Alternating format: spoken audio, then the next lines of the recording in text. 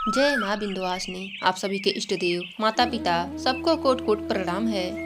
आइए सुनते हैं माघ मास की कथा। एक ब्राह्मण और ब्राह्मणी थे। वे रोज 7 कोस दूर गंगा स्नान करने जाते थे। रोज इतनी दूर आने जाने से ब्राह्मणी थक जाती थी।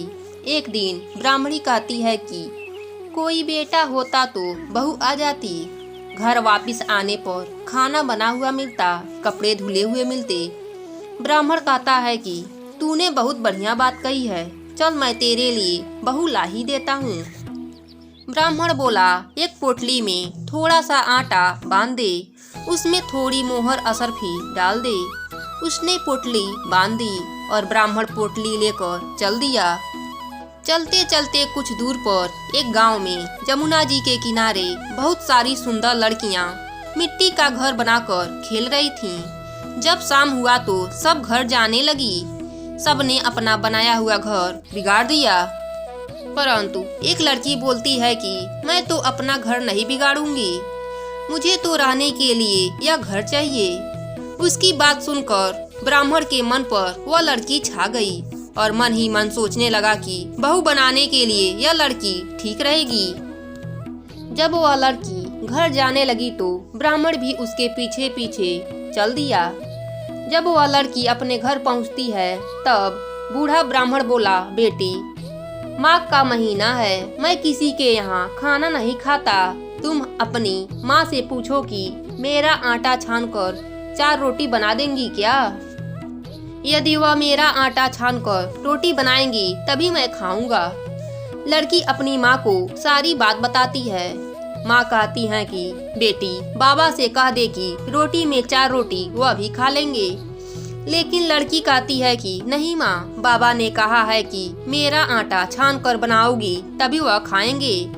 तब उसकी माँ कहती है, ठीक है, जा बाबा से कह दे अपना आटा दे दें। लड़की की माँ ने आटा छाना तो उसमें मोहर असरफी निकलती है। वह सोचती हैं कि जिनके आटे में इतनी मोहर असरफी है उनके घर न जाने कितनी होगी। जब ब्राह्मण रोटी खाने बैठा तो लड़की की माँ बोली, बाबा तुम लड़के की सगाई करने जा रहे हो? बाबा बोला कि मेरा लड़का तो काशी पढ़ने गया हुआ है, लेकिन अगर तुम कहो तो मैं खाड़ कटोरे से तेरी लड़की को ब्याह कर साथ ले जाऊं। लड़की की माँ बहुत खुश हुई और उसने अपने लड़की की ब्याह कटोरे से कराकर विदा कर दी। बूढ़ा ब्राह्मण अपने साथ घर बहू को लाया। उसने दरवाजा खटखटाया, कहा, दरवाजा खोल, मैं तेरे लिए बहू लाया हूँ, आकर बहू का स्वागत सत्कार कर। ब्राह्मणी बोली, दुनिया ताने मारती है, अब तू भी ताने मार ले। हमारे तो 7 जन्म तक कोई बेटा बेटी नहीं होंगे तो बहू कहाँ से आएगी? ब्राह्मण बोला, अरे तू दरवाजा तो खोल। ब्राह्मणी ने दरवाजा खोला तो सामने बहू खड़ी देखी। तब वह आदर सत्कार से बहू को अंदर ले गई। अब जब ब्राह्मण ब्राह्मणी नहाने जाते तो बहू घर का सारा काम करके रखती, खाना बनाती और सास ससुर के कपड़े धोती और रात में उनके पैर दबाती। इस तरह से काफी समय बीत जाता है। सास अपने बहू को रोज सीख देती है कि बहू चूल्हे की आग ना बुझने देना और मटके का पानी खत्म ना होने देना। एक दिन चूल्हे की आग बुझ गई। बहू भागी भागी पड़ोसन के घर गई और बोली, मुझे थोड़ी सी आग दे दो, मेरे चूल्हे की आग बुझ गई है। मेरे सास ससुर सुबह 4 बजे से बाहर गए हुए हैं और वे थके हारे वापिस आएंगे। मुझे उनके लिए खाना बनाना है। पड़ोसन कहती है, अरे तू तो बावरी है, तुझे तो ये दोनों मिलकर पागल बना रहे हैं। इनका ना कोई बेटा है और ना ही कोई बेटी। बहू बोली, नाना आप ऐसा मत बोलो, क्योंकि इनका बेटा काशी पढ़ने गया है। पड़ोसन फिर बोली, अरे तुझे ये झूठ बोलकर लाए हैं, इनका कोई बेटा नहीं है। अब बहू पड़ोसन की बातों में आ गई और कहने लगी कि अब आप ही बताओ मैं क्या करूं। पड़ोसन कहने लगी, करना क्या है, जब सास ससुर आवे तब जली रोटी बना देना, अलुनी पलुनी दाल बना देना, खीर की कलछी दाल में और दाल की कलछी खीर में डाल देना। बहू पड़ोसन की सारी सीख लेकर अपने घर आ गई। जैसा पड़ोसन ने बतलाया था वैसा ही किया। जब सास ससुर घर आए तब कोई आदर सत्कार बहू ने नहीं किया और ना ही उनके कपड़े धोए। जब सास ससुर को खाना दिया तो सास बोली, बहू ये रोटी जली क्यों है और दाल भी अलुनी है। बहू पलट कर जवाब देती है कि आज यही खा लो सासू जी, अगर एक दिन ऐसा खाना खा भी लिया तो तुम्हारा कुछ नहीं बिगड़ जाएगा। मुझे तो जीवन भर ही अनूठी ही रहना है।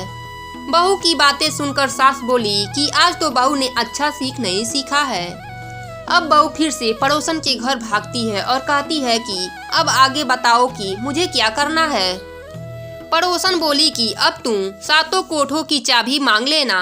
अगले दिन जब सास जाने लगी तो बहू अड़ गई कि मुझे तो सातों कोठों की चाबी चाहिए। ससुर कहने लगे कि दे दो इसे चाबी, आज नहीं तो कल चाबी इसे ही देनी है। हम आज हैं कल नहीं रहेंगे, इसलिए चाबी दे दो। सास ससुर के जाने के बाद बहू ने कोठे खोलकर देखे तो किसी में अन्न भरा है, किसी में धन भरा है, किसी में बर्तन भरे हैं, सभी में अटूट भंडार भरे पड़े हैं।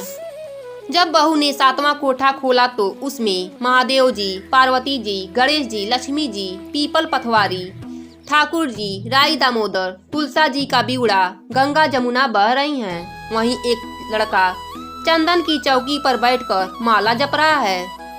सब देख बहू लड़के से कहती है कि तू कौन है। लड़का कहता है कि मैं तेरा पति हूँ, दरवाजा बंद कर दे, जब मेरे माँ बाप आएंगे तब खोलना। सारा नजारा देखकर बहू बहुत खुश हुई और नाचती फिरने लगी। 16 श्रृंगार कर सुंदर वस्त्र पहनकर सास ससुर का इंतजार करने लगी। बहू ने 36 प्रकार के पकवान बनाए।